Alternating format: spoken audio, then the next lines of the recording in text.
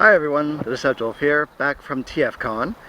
I realized that some of you probably didn't even realize I'd gone, although I imagine the fact that I didn't post on my regular schedule probably was a clue. But anyway, I am back. Those of you who follow my Twitter knew that I was on at TfCon, even though I couldn't post there because of my phone plan, but that's another story. Anyway, here I am, and I'm here to do a couple of things. First, I'll show you what I got from TfCon, and I'm going to share a couple stories. If you don't like that, well, then you probably already turned this off. Anyway, let's move on, shall we? Anyway, the first thing I got at TfCon, the first thing a lot of people were curious about, or at least somewhat wanted, Masterpiece Shafter. Yes, I got the big one. If I do a review of this, I'll try to limit the number of dick jokes I have in this, but I'll see what happens. The second thing was at the Make-A-Wish TfCon auction. First thing I got, overpaid for this a little bit, but it's for the kids, so I'm not going to complain about it too much. The Kabaya Big Powered Set. These are Roadfire, Sonic Bomber, and Die Atlas from the Zone series. I'm not too sure what to do with those. I might at least mention them or do a quick review of these, because I certainly can't do a Let's Build now. Okay. The customizing class figure of Crankcase. I did put a little more customization than some did. My cameraman, Lord Zodiac, hello, also did his own little customization job on his, so if he shows you that one, it'll be interesting. At least I'm hoping it'll be interesting. Certainly ought to be. Yeah, another thing from the auction, Scan Series Ironhide. I was the only one who bid on this, so it was kind of easy for me to get this. Still a nice figure, though. So now, one of the things I've been wanting to get for a little while now, well, because my town doesn't have a Toys R Us, getting Creo can be a little difficult unless I go to Walgreens. Anyway, last time I was upstate, I tried to get a hold of this figure, and instead got the one right before it. But here it is now. Creo Jaguar. Now the reason why this is important to me is because this is one of the components of the Lio Kaiser. So the fact that they're actually at least acknowledging it means that there is a very slim possibility that we might actually get one. Might be under a different name like Lio King or something like that, but it's something. So now. Actually Lord Zodiac turned me onto this mold, so I figured I got one for a good price. Beast Machine's Tankor. Already got a review of him going. Probably be a while before you see that, but it is at least complete. My second version of this, Skyjack. I accidentally broke the first one I got, so I actually had to get another one. Not as good as the one I got for the first price, but still, at least I got it complete, and I got it with missiles. Also got a review of him up, well, got a review of him on, anyway. Should be nice. Okay. Tomahawk. With the Head Robots drone set. Guess you can see where that's going. I might do a Let's Build of that. If that's interesting, post in the comments below. So now. Decepticon Drop Shot. Yes, I know I did this before and it was flack. If you post in the comments, I might do a review of this one as well, if you're so inclined. This one does have the Cyberplanet key.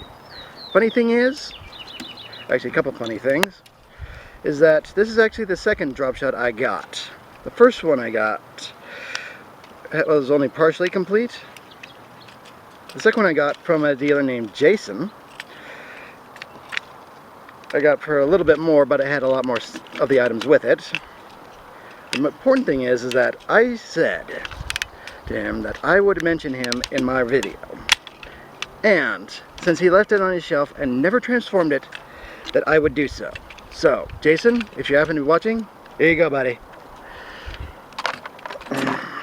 Alright, last one of the more questionable names, G2 Auto Roller Dirt Bag.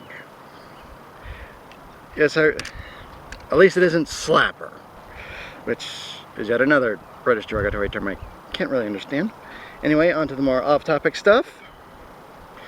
Dinosaurs Dino Saber.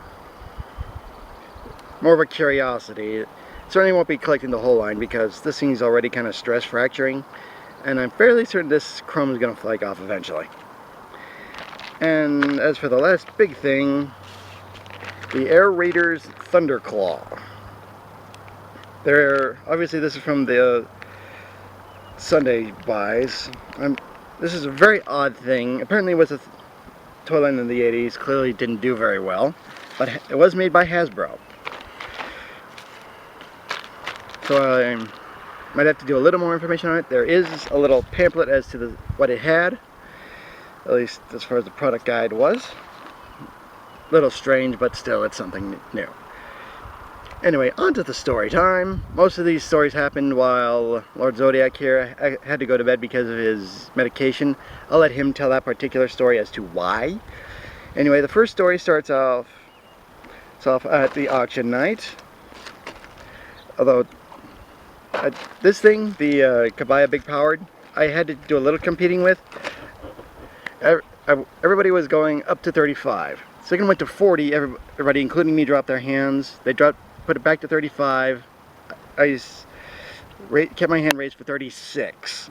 That's how I got that one. As I mentioned with the Ironhide, it cost me $5. It normal retails for about 10 to 15. Shows you how popular that mold was. Now, as you probably heard from the TFW podcast, Vangelis was neither present during the karaoke night or the faction feud. That unfortunate series of events, but I imagine he's probably already explained that. One of the reasons was he had to do the Columpia review, which I did not receive because I was kind of not in the mood for a sludge. Fans Project did announce that they're doing a slag. I don't know what the name is yet, but from the preview pics did show that they might be doing a red head instead of the black head, which I prefer. See if they come to the second head for that one, see what happens. But still, it was a very nice event. Very cool to see everybody there.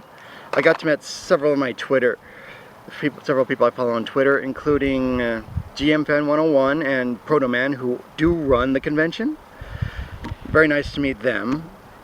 Although GM Fan was a little bit hammered, but then again, so were a lot of people there.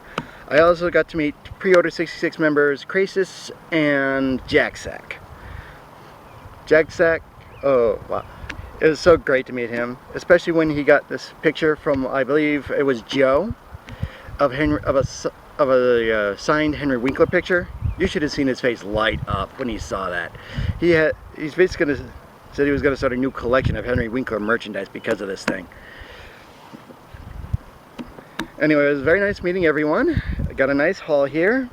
It was exceptionally nice hanging out with my friend Lord Zodiac. And it was a great time all around. I didn't get as drunk as some of the people did. Secret Code got wasted on Saturday. If you could have seen that, you probably would have been rather surprised. Really no surprise is the fact that he was almost dead asleep in the middle of the evening on Sunday. But anyway, it was a great time. Hopefully I'll see some of you there, or hopefully some of you I saw there will post it in the comments section. We'll see what happens. Anyway, I've been the Deceptiwolf. This has been Lord Zodiac again. Hello! And I remind you all, free your mind, free your toys, and see you next year at TfCon, hopefully.